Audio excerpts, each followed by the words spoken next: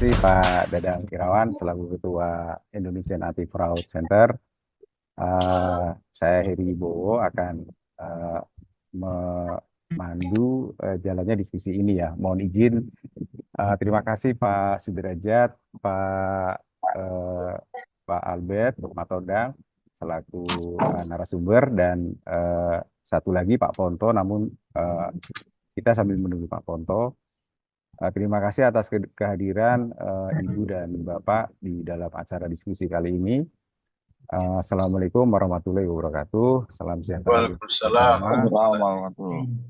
Eh, Mohon maaf saya tidak bisa menyebutkan satu persatu, namun listnya saya sudah dapat dari Pak Dadang. Nanti di notulen pertemuan ini tentu akan kami sajikan. Tema diskusi kali ini adalah terkait konflik Timur Tengah pasca terbunuhnya Kepala Biro Politik Hamas dan dampaknya secara global maupun bagi Indonesia. Beberapa latar belakang yang saya kutip dari media ya, flashback ke belakang sejak 7 Oktober 2023, serbuan Hamas ke dalam wilayah pendudukan Israel. Kemudian Israel telah merespon dengan aksi pembalasan Israel ke Gaza, menciptakan ketegangan dengan fraksi yang lain juga, antara lain pemberontak Houthi di Yaman, kemudian Hizbullah dan Iran. Di satu sisi dari peristiwa itu memunculkan fenomena yang baru ya. Simpati masyarakat dunia kepada Palestina justru semakin berkembang, termasuk ada tambahan 3 negara Eropa, yaitu Spanyol, Norwegia, dan Irlandia, yang belakangan mengakui Palestina sebagai sebuah negara yang berdaulat. Kemudian bulan lalu itu International Court of Justice atau Mahkamah Internasional itu juga telah memutuskan bahwa pendudukan Israel atas wilayah Palestina selama beberapa dekade adalah ilegal dan harus diakhiri secepat mungkin. Keputusan ini menandai langkah penting dalam upaya hukum internasional untuk mengakhiri konflik yang telah berlangsung lama antara Israel dan Palestina. Nah, namun demikian, pada tanggal 31 Juli kemarin, masih di bulan yang sama, Ismail Haniyeh terbunuh. Dan ini juga terbunuhnya ini karena atau melalui sebuah operasi intelijen yang sangat sangat rapi ya oleh Israel, dan Ismail Haniyeh bisa terbunuh ya. Nah, saat ini pun di minggu ini pun sudah dilakukan penunjukan oleh Hamas penggantinya, yaitu Yahya Sinwar. Oke, dari peristiwa tersebut kita akan berdiskusi. Kita ingin mendengarkan ulasan dari narasumber tentang di sini saya mencatat ada beberapa pokok bahasan yang bisa kita diskusikan. Yang pertama adalah mengenai organisasi Hamas itu sendiri dan kedudukannya di dalam negara Palestina dan konstelasi politik negara-negara Arab, termasuk Iran, Suriah, Irak, Yaman, bahkan Afghanistan. Kemudian kalau kita bicara perjuangan Palestina, kok sekarang kita sepertinya hanya tertuju pada Hamas. Dominasi peranan Hamas itu seberapa jauh ya di dalam perjuangan negara Palestina. Kemudian yang kedua adalah pembunuhan Ismail Haniyeh di wilayah Iran yang dianggap telah melanggar kedaulatan wilayah Iran. Dan Iran berhak serta bahkan sudah berjanji untuk melakukan pembalasan. Seperti apa kira-kira aksi pembalasan Iran ini dengan mempertimbangkan situasi geopolitik setempat, perbandingan kekuatan militer dan taktik atau strategi yang akan diterapkan oleh baik Iran maupun Israel ya di dalam menghadapi konflik ini. Kemudian yang ketiga, yang menarik adalah semakin kuatnya polarisasi kekuatan dunia menuju pada perang di Timur Tengah. Bagaimana jika kondisi ini terjadi perang terbuka antara Iran dan Israel? Sepertinya sekarang dunia sedang berpihak ke Iran atau berpihak ke Israel. Dan dampaknya untuk memicu perang dunia ketiga itu seberapa kuat. Yang keempat adalah bagaimana posisi dan sikap Indonesia di dalam menghadapi semua kemungkinan yang terjadi, baik secara politik, sosial, budaya, dan ekonomi ya, serta kebijakan diplomasi politik luar negeri kita menghadapi polarisasi negara-negara besar, di mana Indonesia juga memiliki hubungan yang cukup baik, baik dengan negara-negara, baik dengan Iran maupun negara-negara Arab maupun dengan negara-negara yang sekarang ada di belakang Iran maupun negara-negara Barat ya. Saya rasa itu empat hal topik bahasan yang bisa menjadi sudut pandang pembicaraan kita di malam hari ini. Untuk itu saya persilahkan terlebih dahulu kepada ya Pak Albert, silakan Pak Albert. Gimana kalau kita mulai langsung ke topik perkembangan Timur Tengah pasca terbunuhnya Hania. Betul. Oke, baik Pak Albert. Coba nanti Pak Sudrajat bisa menambah, mengoreksi apa yang saya sampaikan. Saya sudah persiapkan soalnya dan sudah saya kirim Ya. kepada dia. Jadi Bapak-bapak sekalian dan ibu-ibu yang saya hormati, terima kasih. Topik yang kita bahas ini sangat relevan dan penting. Tokoh-tokoh dunia, pengamat, mass media di dalam dan di luar negeri sangat mengkhawatirkan sejak beberapa hari yang lalu, mengulas serius dan mengkhawatirkan situasi di Timur Tengah pasca terbunuhnya tokoh Hamas Ismail Haniyah di Teheran. Indri yang muda. Meskipun belum diakui siapa pelakunya, belum, Israel tidak mengaku, tapi didiam-diamin aja. Tapi Iran menuduh Israel musuh utamanya di Timpeng pasca tumbangnya Raja Sahiran, menuduh Israel adalah biang keladinya. Lagian, selaku pelindung dan penyokong persenjataan Hamas melawan Israel, Iran merasa dipermalukan atas terbunuhnya Haniyah yang mendapat perlindungan ekstra ketat oleh Iran. Oleh karena itu, para pejabat tinggi, utamanya petinggi militer Iran, mengancam. Sorry, Pak Eko, mohon di mute. Mengancam akan menghajar Israel dengan tanpa ampun. Diindikasikan bahwa balasan Iran akan jauh melebihi serangan rudalnya dan drone bulan April lalu terhadap beberapa sasaran di Israel. Ancaman Iran dan agresivitas proksinya di Lebanon, Syria, Irak, dan Hamas telah menciptakan kekhawatiran internasional, termasuk PBB dan UE.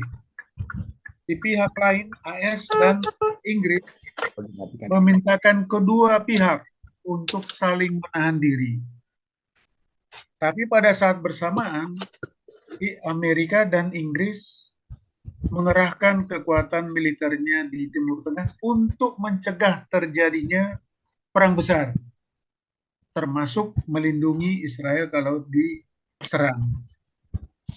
Anehnya, Jordan maupun Saudi sudah memperingatkan tidak akan mengizinkan udaranya jadi lintasan persenjataan.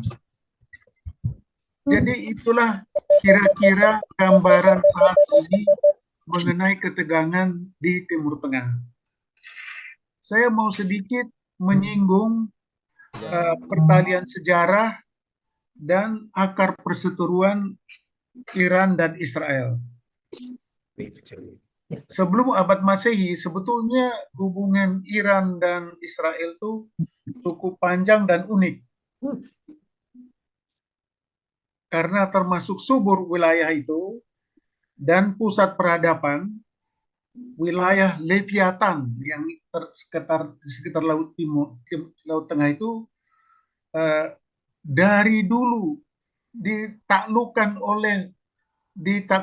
oleh kekuatan-kekuatan luar, conquer and reconquer, mulai dari Yunani, Romawi, Persian, bahkan Turki, dan terakhir Inggris dan Prancis.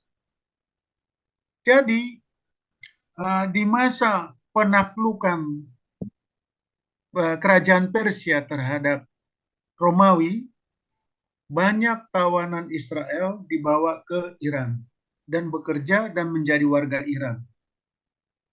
Di masa itu, Raja Darius pernah menawarkan bantuan membangun kembali istana yang ada di Yerusalem.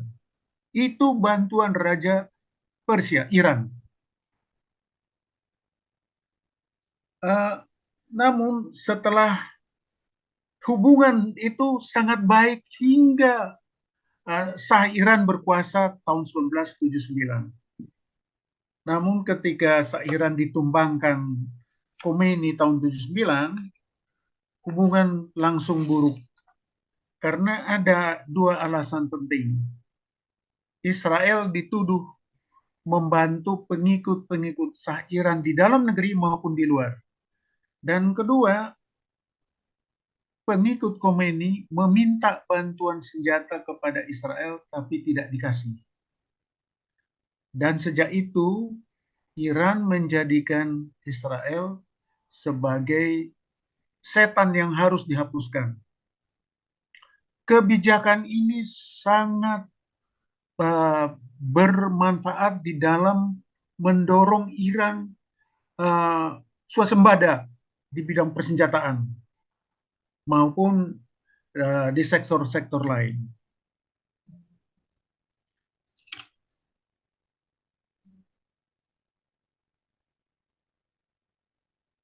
Jadi di Iran hingga saat ini masih ada penduduk bangsa Yahudi yang menjadi warga Iran. Bahkan Presiden Israel sebelum Herzog sekarang kelahiran Iran. Jadi sebetulnya ada pertalian sejarah dan hubungan yang baik dulu. Tapi itu sudah berlalu lama. Namun tekad dari pemerintahan Khomeini tahun 79 yang menjadikan Israel dan Amerika musuh untuk menjadi unifying forces, menyatukan rakyat Iran dan memperkuat swasembada persenjataan. Setelah berhasil beberapa tahun dekade, Iran meskipun bukan kekuatan di Timur Tengah, tapi di Persia dia pelan-pelan masuk ke wilayah Timur Tengah. Yang dimasuki pertama adalah Lebanon, mempersenjatai Hizbullah. Saya kira Pak Sudrajat masih ingat bagaimana barak militer Amerika dibom sampai tahun 82 sehingga tentara Amerika harus mundur. Kemudian juga barak tentara Israel yang datang membantu Lebanon Selatan juga dibom, akhirnya terpaksa mundur. Pelan-pelan dipersenjatai dan diperkuat. Dan sekarang ini sebetulnya Iran itu tidak bisa dikatakan mandiri. Sepenuhnya menjadi kaki tangannya Iran. Setelah berhasil di Iran, di Lebanon, Iran membijakkan kakinya di Irak. Ini kesalahan Amerika sendiri juga. Ketika menumbangkan Saddam Hussein. Saddam Hussein, penduduk Irak mayoritas adalah Sunni. Sedangkan Iran adalah Syiah. Tapi Amerika yang terutama di masa pemerintahan Partai Demokrat sangat ideologis, sangat anti pelanggaran HAM. Saddam ditumbangkan dan yang berkuasa hingga saat ini adalah uh, uh, kelompok Syiah. Kelompok Syiah ini juga sudah dipersenjatai Iran. Jadi ada tapak kedua adalah di Irak. Tapak ketiga dibuka di Syria. Syria memiliki wilayah Golan yang belum dikembalikan Israel. Selain itu, ketika Hafiz al-Assad meninggal, digantikan anaknya, Amerika dan negara Barat selalu menggunakan standar klasik harus melalui demokrasi. Syria tidak ada pilihan mendekatkan diri kepada Iran dan dipersenjatai. Jadi sudah ada 3 lintasan pengaruh Iran di sekitar Israel. Dan yang terakhir adalah Houthi, Iran, Yaman. Yaman adalah berbatasan langsung dengan Saudi yang kaya. Negara ini dalam beberapa tahun ini sangat tidak stabil. Iran telah menggunakan Yaman untuk pijaan, mengganggu Saudi. Sudah sering Saudi ditembaki dengan rudal buatan Syria. Ya, pas derajat kan jelaskan Yaman. Sorry? Kenapa? Halo? Ya, lanjut Pak Oke. Albert. Jadi Yaman malah banyak kita dengar ininya bahwa Israel secara diam-diam telah membantu alat pertahanan udara Saudi.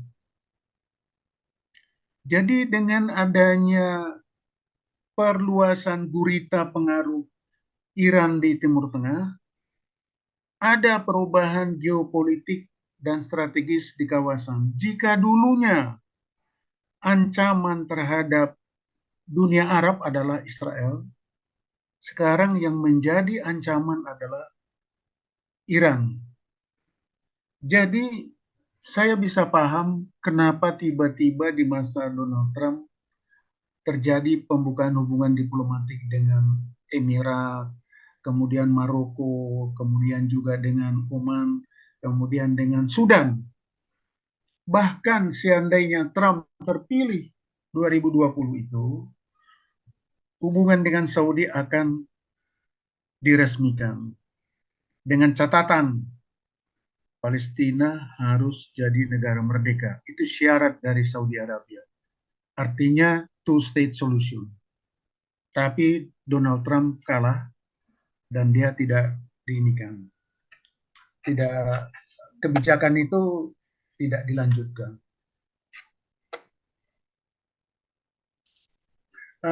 Selanjutnya saya ingin menyinggung reaksi kawasan terhadap agresivitas Iran. Jadi tadi sudah saya singgung bahwa Saudi maupun negara-negara Arab Teluk sudah membuka hubungan resmi dan tidak resmi dengan Israel dan memperkuat hubungan dengan Amerika.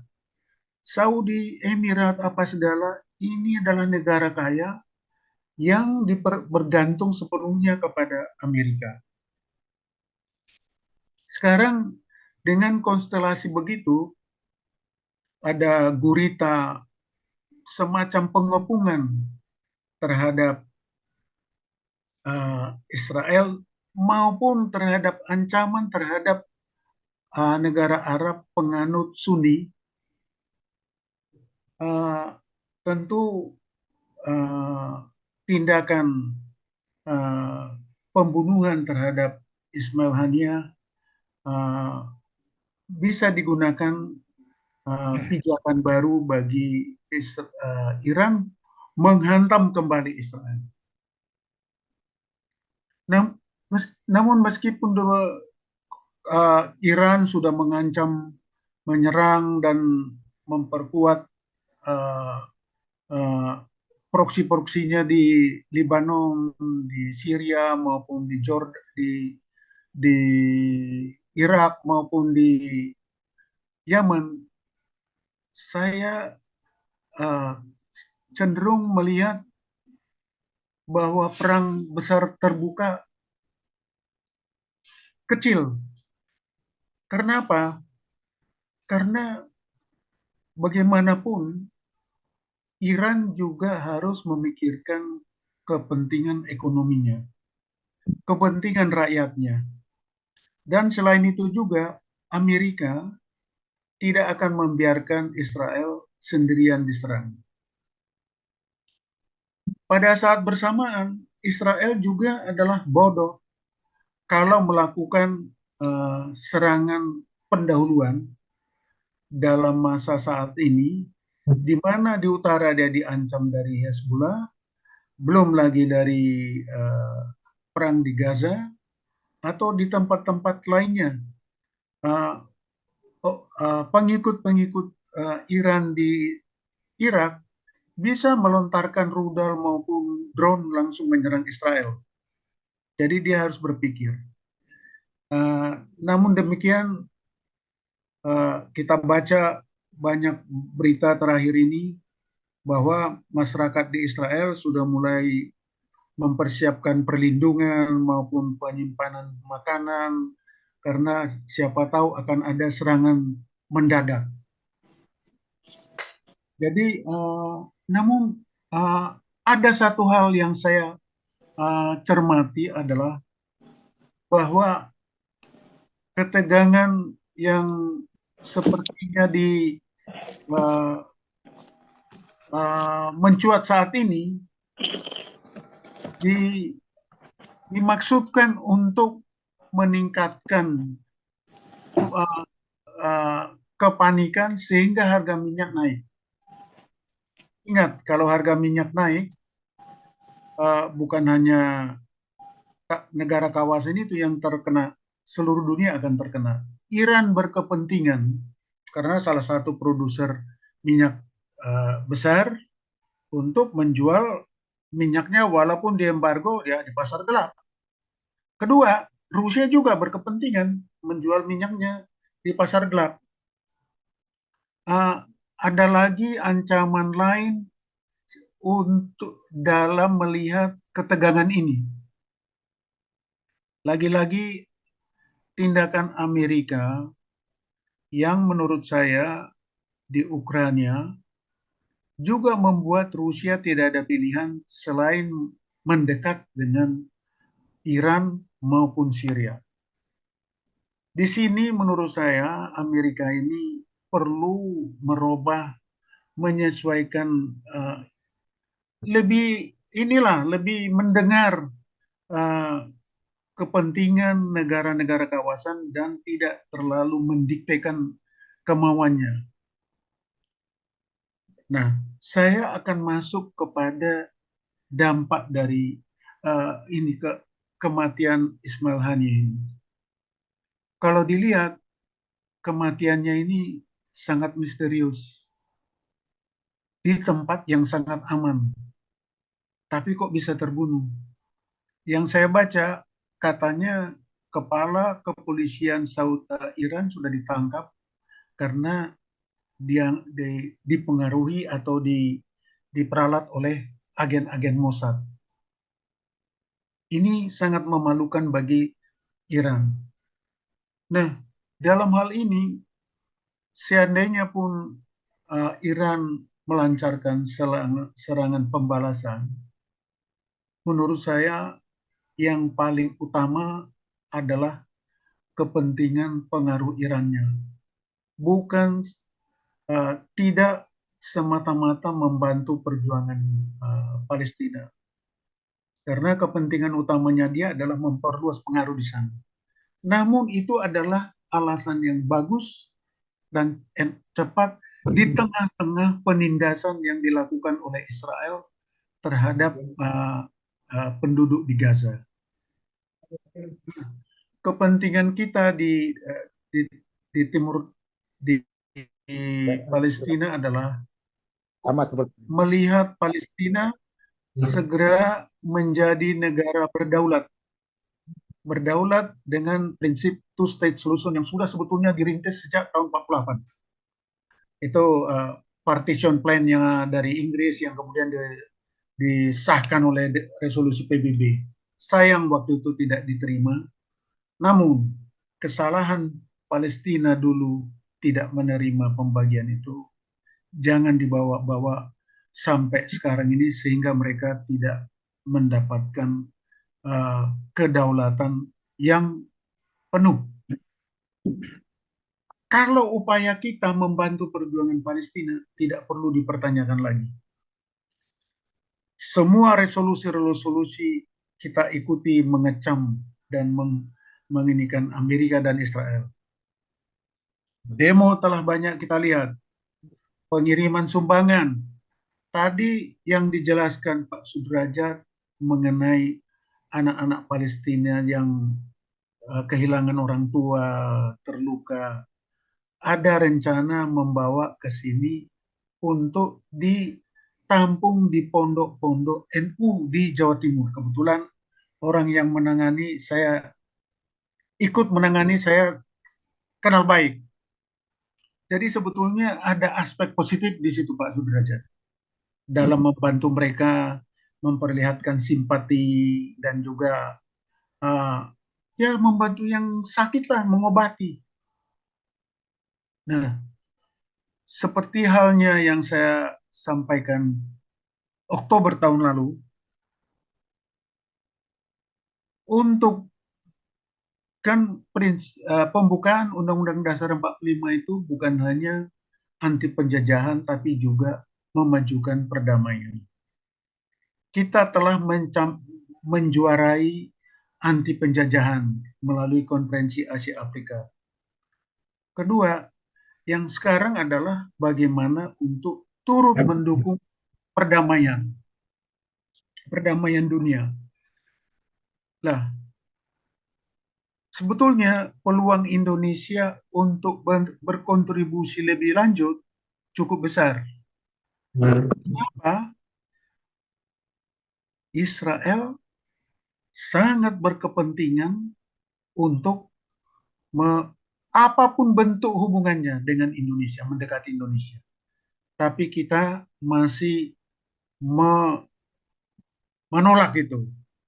Walaupun secara tidak resmi hubungan ada, saya yakin Pak Sudrajat tahu kerjasama diam-diam antara militer kita ada dengan mereka. Namun demikian, kenapa saya katakan perlu kita membuat pendekatan yang bisa membantu konkret apa yang dilakukan oleh Pak Harto bulan September 94, menerima kunjungan PM Rabi di Cendana, menurut saya sangat membantu mendorong Israel keluar dari tepi barat dan Gaza tahun 2004. Dan saya menilai ini adalah sumbangan terbesar Indonesia ke arah terwujudnya negara Palestina merdeka. Jika tahun 94 Pak Harto sebagai presiden resmi bersedia membuka ya kan toh kita tidak akui dia. Jadi kalau misalnya saya diajari oleh guru saya Pak Uryono, if you want the two parties to make peace, you must be able to shake hands with both parties. If you only shake hands with one party, you cannot reach goal. In addition, dia bilang lagi, if you want to reach peace, you need to move to the middle. Jadi dalam hal ini, seumpama bahwa kita coba buka saluran tidak resmi tanpa mengakui. Karena pengakuan ini harus kita gunakan sebagai senjata. Memaksa dia melakukan perbaikan konkret di lapangan.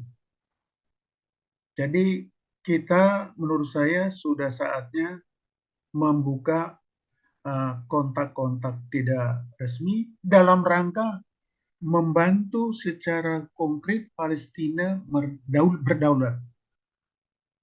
Tanpa itu, menurut saya kita kasihan puluhan tahun, 70 tahun lebih Palestina belum bisa merdeka.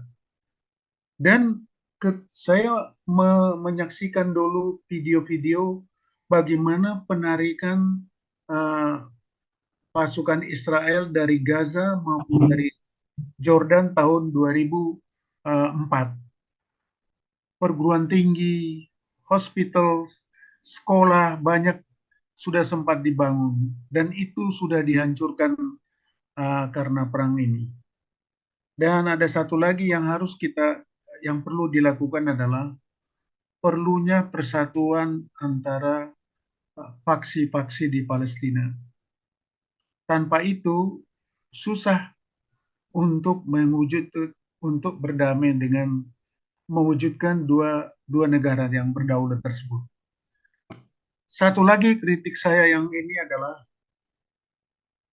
pemimpin Israel sekarang perlu segera ditumbangkan.